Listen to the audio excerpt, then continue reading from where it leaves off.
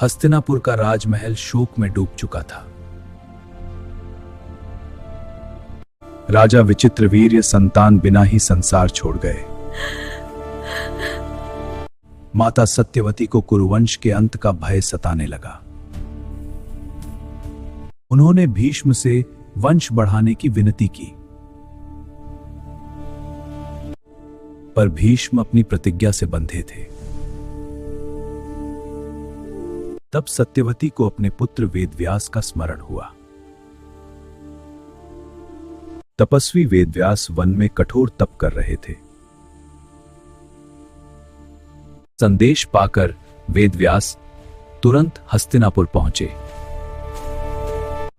उनका तेज देखकर पूरा राजमहल नतमस्तक हो गया। व्यास, हमारी वंश रक्षा करो, फिर अंतिम शरत तुम हो। सत्यवती ने वंश प्रार्थना की। वेदव्यास ने धर्म के लिए सहमति दी। धर्म के लिए मेरा समर्थन है।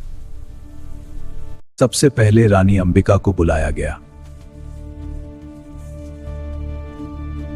वेदव्यास का तपस्वी रूप देखकर अंबिका घबरा गई।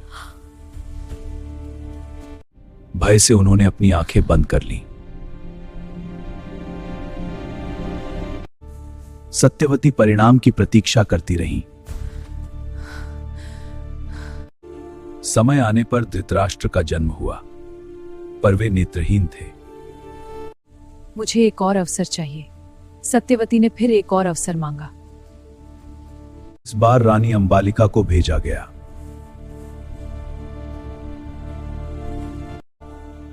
वेदव्यास का तेज देखकर अंबालिका कांप उठी।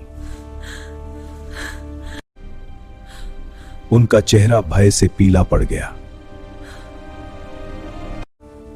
समय बीता और दूसरा पुत्र जन्मा। वह बालक पांडु कहलाया। पर सत्यवती को पूर्ण योग्य उत्तराधिकारी चाहिए था। उन्होंने अंबिका को फिर बुलाया। अंबिका, मेरी पुत्री, तुम्हें फिर से आना होगा। माता, क्या यह अटल है? हाँ, हमारी वंश परंपरा के लिए। नहीं, मैं नहीं जा सकती। तुम जाओ मेरी जगह। पर अंबिका ने भयवश अपनी दासी को भेज दिया। दासी विनम्रता से वेदव्यास के सामने पहुंची। उसके मन में न भय था न अहंकार। वेदव्यास प्रसन्न हो उठे। उन्होंने वरदान दिया कि महान बुद्धिमान पुत्र जन्मेगा। समय आने पर विदुर का जन्म हुआ। इस प्रकार तीनों पुत्रों ने कुरुवंश को नया जीवन दिया। धृतराष्ट्र बलवान थे, पर नेत्रहीन। पांडु वीर और पराक्रमी बने। विदुर नीति और धर्म के प्रतीक बने।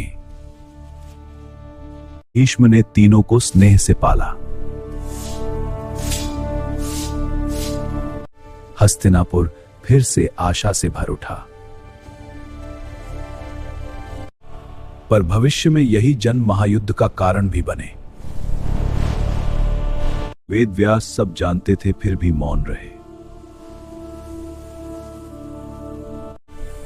यही थी महाभारत की जड़ों में छिपी कथा। धृतराष्ट्र, पांडु और विदुर के जन्म से इतिहास बदल गया।